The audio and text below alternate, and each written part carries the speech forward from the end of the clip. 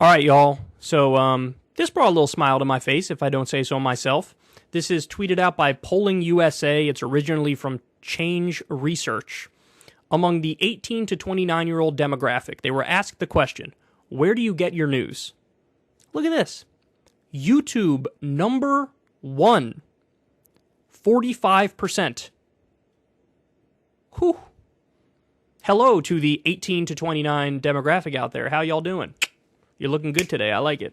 Instagram, 43%. National papers, 41%. Local TV news, 40%. Local papers, 39%. Podcasts, 35%. I'm surprised how far below podcasts are compared to YouTube, 10 points below. Twitter, 34%. Facebook, 34%. TikTok, 29%. Radio 27%. I'd love to talk to the people who are still listening to radio. It's amazing. But yeah, look, hey, this is kind of based. Crystal sent this to me and was like, look at this. Look at this. Who knew? Who knew this? Yeah, I agree. I did not know. I did not know this. I like this a lot. Now, look, obviously, you guys know, and I'm biased to say this because I'm on this platform, right? But I do think YouTube is far preferable to corporate media, to CNN, MSNBC, Fox News, HLN, the 8 people that watch that, Fox Business, the 12 people that watch that. But I will say also, ever since YouTube rejiggered the algorithm, people do get force-fed CNN. They get force-fed Fox News. If you're sort of into the, the outsider, more independent type stuff, they will force-feed you John Oliver or Trevor Noah. And that's not me taking a shot at John Oliver. Sometimes he does some good stuff. But there's been more than a few people who've said, hey, anytime I click one of your videos and put it on autoplay, it goes right to John Oliver every single time. Where in the past, in 2015, 2016, you watch one Secular Talk video, they'll serve you 20 of them bitches straight up. So, my point is, even the numbers being what they are, and YouTube being number one, it might be that some people in that 18 to 29-year-old demographic are just like watching CNN on YouTube. So, for the love of God, and this is I'm begging you, I'm pleading with you, for the love of God, let's get around that algorithm and send these people this show. Send these people alternative media that you know and trust, independent media, new media that you know and trust. And look, to be fair, there are plenty of criticisms of new media. There are. There was a time when I really didn't have a good critique of new media, but now I do. And one of those things is you have to worry about this thing called audience capture, which is there are some creators who they see what pops and they see what doesn't pop, and then they just search. They keep trying to put out stuff that they think will pop, and they sort of follow the whims of the sentiment that's out there. And sometimes that leads you down bad paths. Sometimes that sort of makes you stray from your original mission of giving facts and data and information and important context and, really fundamentally important news, right? The stories that should matter, the stories that should be focused on by mainstream media, but isn't. And so audience capture is a real problem in new media. But look, I try to avoid that as much as humanly possible. I try to stay true to the original mission of the show, and there are plenty of people in independent media, new media, alternative media, whatever you want to call it, who also are trying to stay true to their original mission.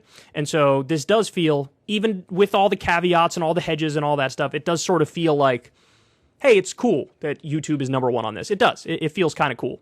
I guess the final point I want to make on it is, I definitely would make a distinction between, mainstream media, which again I view as the CNNs, the MSNBCs, the Fox News, the nightly news that you see, CBS, ABC, etc.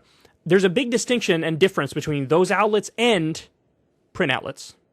And I would submit to you that print outlets actually do a pretty decent job, because look, a lot of the information we get for this show come from the print outlets, but sometimes it's stuff that, might be hidden, or a lot of people might not see, or might not get as much circulation, or, for whatever reason, the real investigative stuff that's hard-hitting, that's good, just doesn't really permeate and doesn't get that coverage on the CNNs and the Fox Newses, right?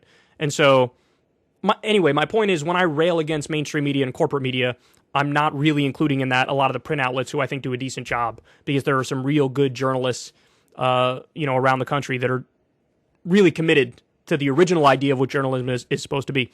I think of like Jordan Chariton's a great example with Status Quo, but I also think of like Jeff Stein, the economic reporter at the Washington Post. He's phenomenal. He does a great job.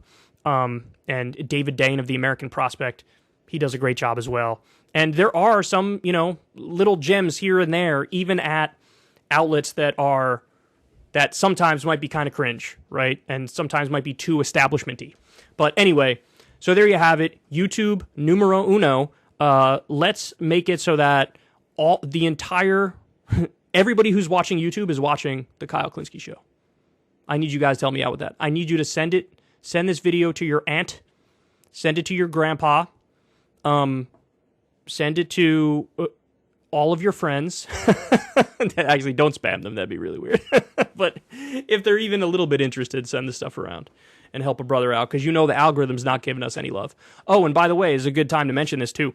For those of you who, are more podcast people, now this show is available. The full Kyle Kulinski shows every day are available on all the different podcasting outlets. So check it out over there if you're more of a podcast person. And it's under the Kyle Kulinski Show. It's not under Secular Talk. But anyway, there you have it. Amazing poll. I hope we can stay number one. And I hope that eventually we get to like 80% of the country is getting news from YouTube, from good outlets on YouTube. If you want to see me and Crystal Ball interview legends like Noam Chomsky, Cornel West, and more, subscribe to Crystal, Kyle, and Friends on Substack. $5 a month gets you the video version a day early. Remember, we take 0 ad dollars for this podcast. Or you can sign up on Substack for free and get the audio version a day later. Link in the video description box below.